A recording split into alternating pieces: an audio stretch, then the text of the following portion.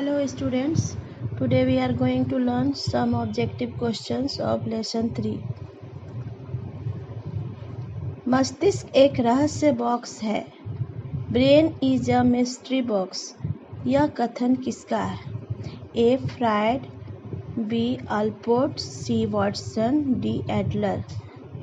तो इसका आंसर होगा सी. वॉटसन.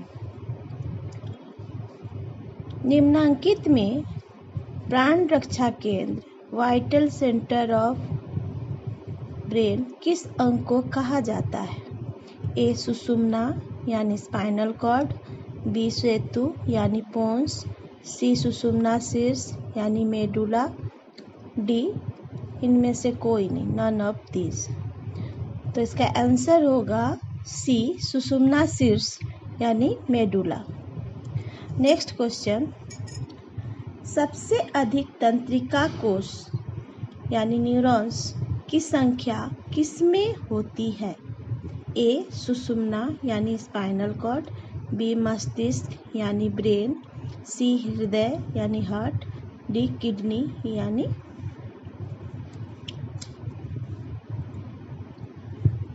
इसका आंसर होगा बी. मस्तिष्क यानी ब्रेन. नेक्स्ट क्वेश्चन, निम्नांकित में से कौन असंगत है?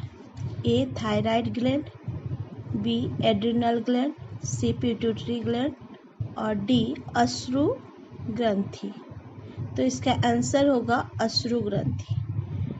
यह क्यों होगा? क्योंकि थायराइड ग्लैंड, पिट्यूटरी ग्लैंड और एड्रिनल ग्लैंड ये सब अंतःस्रावी ग्रंथि है, जबकि अश्रु ग्रंथि बहिर्स्रावी ग्रंथि है. ठीक है. नेक्स्ट क्वेश्चन, अधिकतर तंत्रिका कोष का अक्ष तंतु यानी एक्सॉन एक आवरण द्वारा घिरा रहता है जिसे कहते हैं A. Myelin sheath, B. Soma, C. गांठ यानी नोड, डी. End plate. तो इसका आंसर होगा A. Myelin sheath. Next question, मस्तिष्क स्तंभ यानी ब्रेन स्टेम में मस्तिष्क का कौन सा भाग सम्मिलित होता है?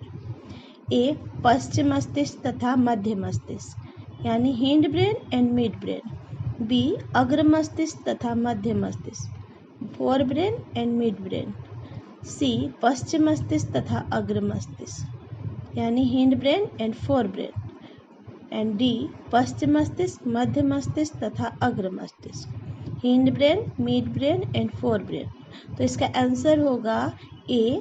पश्चिम मस्तिष्क तथा मध्य मस्तिष्क यानी hind brain and mid brain. इन दोनों का सम्मिलित भाग क्या कहलाता है? Brain stem.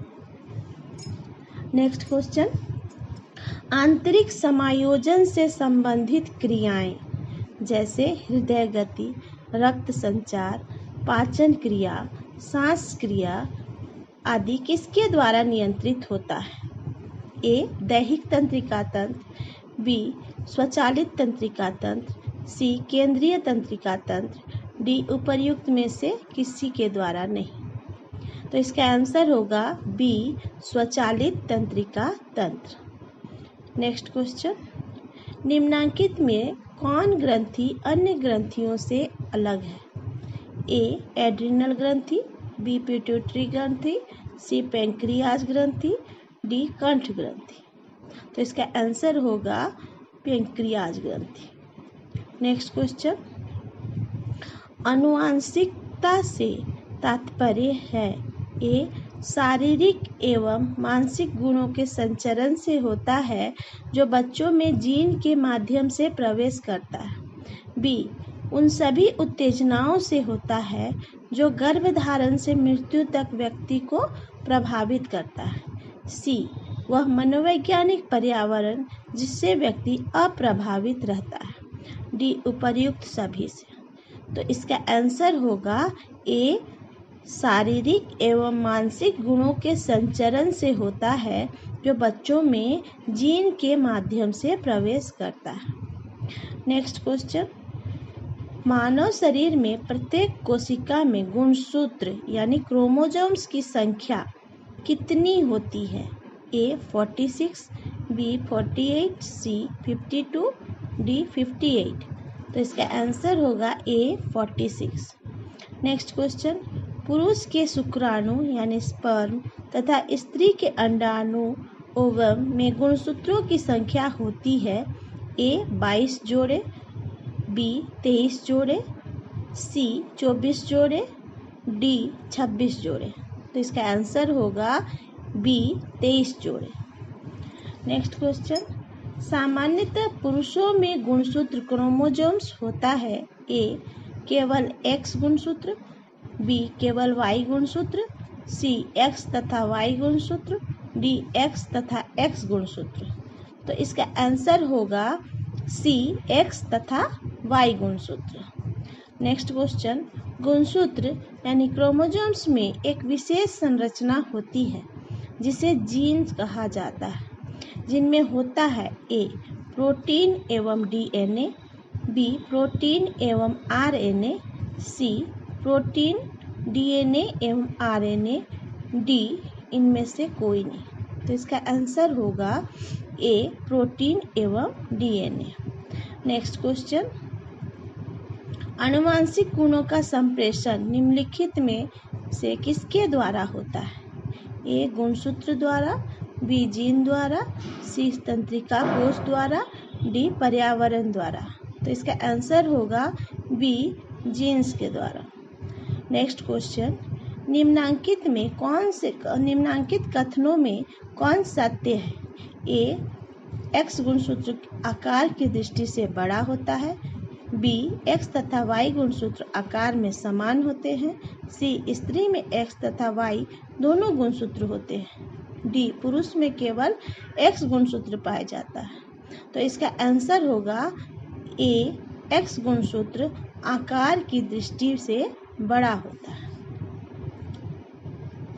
नेक्स्ट क्वेश्चन, गुणसूत्र के 23 जोड़े में आकार की दृष्टि से सबसे बड़ा जोड़ा कौन सा होता है? A पहला जोड़ा, B 10वां जोड़ा, C 21वां जोड़ा, D 23वां जोड़ा। तो इसका आंसर होगा D 23वां जोड़ा। नेक्स्ट क्वेश्चन, सेक्स हार्मोन के स्राव को निर्धारित करने वाली ग्रंथि यानी ग्लैंड निम्नांकित में से कौन है? A adrenal gland, B thyroid gland, C pituitary gland, D इनमें से कोई नहीं। तो इसका आंसर होगा C pituitary gland. Next question, निम्नलिखित में कौन नलिका विहीन ग्रंथियां यानी डक्टलेस ग्लैंड नहीं है अथवा नलिका ग्रंथि यानी डक्ट ग्लैंड का उदाहरण है? A adrenal gland, B sweat gland यानी पसीना ग्रंथि, C pituitary gland, D thyroid gland. तो इसका आंसर होगा B पसीना ग्रंथि यानी स्वेट ग्लैंड। नेक्स्ट क्वेश्चन, व्यक्ति के शरीर की लंबाई या भीमकायता के लिए उत्तरदायी ग्रंथि को कहते हैं? A thyroid gland, B adrenal gland, C pituitary gland, D इनमें से कोई नहीं। तो इसका आंसर होगा C पिट्यूटरी ग्लैंड। निम्नलिखित में किस ग्रंथि को ग्रंथपति या मास्टर ग्लैंड कहते हैं? A thyroid gland, B adrenal gland, C parathyroid gland, D pituitary gland. तो इसका आंसर होगा पिट्यूटरी ग्लैंड। निम्नलिखित में ग्रंथियों में कौन बौनापन या क्रिटिनिज्म के लिए उत्तरदायी है?